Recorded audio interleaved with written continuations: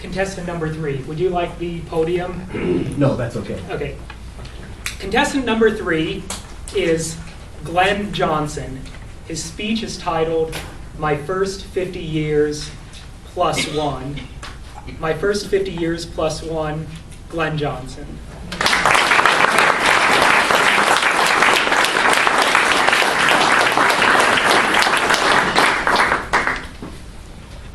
Good evening, fellow Toastmasters and guests.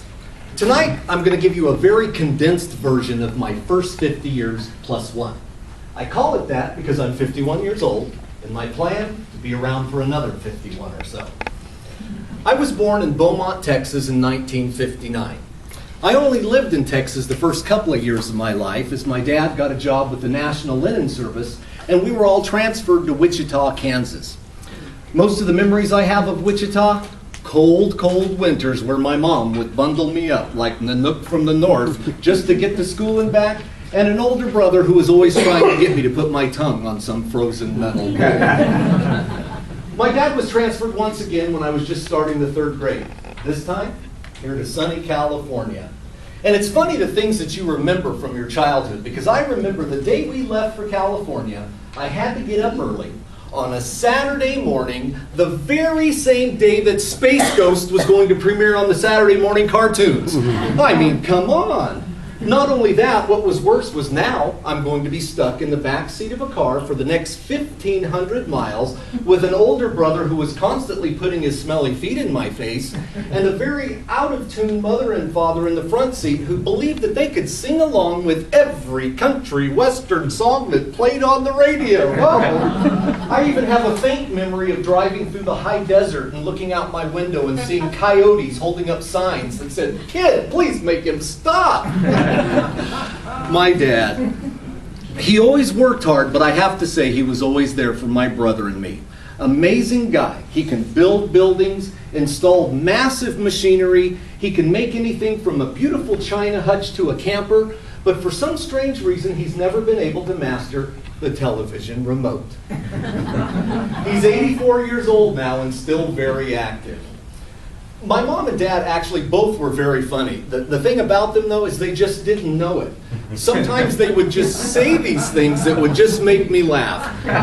One time I remember my dad telling us, "Boys, you'll never get ahead in life unless you work really hard at it. Now, quiet down, they're about ready to choose the lotto numbers." My mom, she was the same way. One time we're watching that old show, Wide World of Animals. You remember that show? At the end of the show, they're running the credits, and it says, "Field Photography, Wolfgang Bayer." That's the guy's name. A few seconds later, it says, "Field Supervision, Wolfgang Bayer." My mom says, "I wonder if it's the same Wolfgang Bayer." That's my mom. That's my mom. When I entered into high school, I stumbled upon something that would be a big impact on my life for the next several years. I took a drama class. The feeling I got out of it was just amazing to me, and I was hooked. At the same time, I also stumbled upon the fact that the cheerleaders really liked guys that took the drama class. I continued to take classes and made theater arts my major when I got into college. During my first year of college, still living at home, we got a call one night that my grandfather had passed away back in Texas. Losing my grandfather made me think about death for the very first time in my life. I'd actually never lost anybody I knew before. I thought to myself, you know, when I go, I want to go just like my grandpa, peacefully in my sleep, not screaming and yelling like the passengers in his car. A short time after that, my grandma came to stay with us. After my grandma came and stayed with us, I would talk with her every night about her life. We got to be very close in that time. My grandma loved helping other people, and she loved to cook. I can still close my eyes and smell and taste those hot homemade biscuits she would always make for me. When she passed away a few years later, it left a hole in my heart for a very long time. I am truly, truly blessed to have had time to have her in my life. Well, I never got very far in my acting career after college. I tried a few things, but they just didn't pan out. I gave myself the name Mr. Linoleum.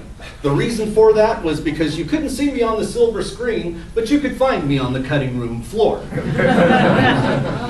Moving on to the late 80s now, I got a job working as a warehouse manager for a company based out of North Carolina and stayed with them until they had to close up in 2001. Also in 2001, I lost my mom. She, like my grandma, was a very special lady. Not once did she ever miss an opening night to any of the performances I did in high school or in college. She was my best fan, and I'm proud to call her my mom. In the last decade or so, the job market hasn't been that good for me either. I've been laid off, places have closed down. I'm going through that right now, as a matter of fact. You know that saying that when one door closes, another one opens? Well, I gotta tell you, the next time I see that door open, I plan on throwing something in front of it so it stays open for a little while. And in all that time, I never got married, never came close, had a few relationships, but they didn't seem right. I dated a lot. And here's a good tip for any of you guys that might be dating right now. If you're out on a date, and while she's facing you, she can still turn her head all the way around, time to get the check and run for your life. I kind of got the feeling that maybe this is it for me. That all changed one night when I signed up for a free week on Match.com. I found the most beautiful lady I'd ever seen in my life. Better yet, she agreed to go out on a date with me. Better yet, not once did her head turn all the way around. And after a fun courtship, she said she'd be my wife. And now I have a beautiful wife, 2 great stepkids, and a wonderful grandson that makes me smile from ear to ear. Well, there you have it. Some highlights and lowlights of my life. Oh my gosh. I'm sorry. Dad, I can't talk now. No, Dad, it's the red button that says cable. You don't have satellite. Dad, I love you, but I gotta go.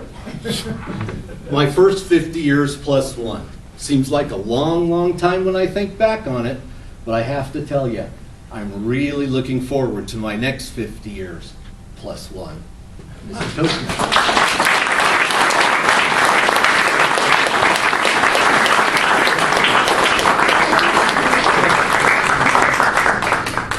And now let's observe another minute of silence, please.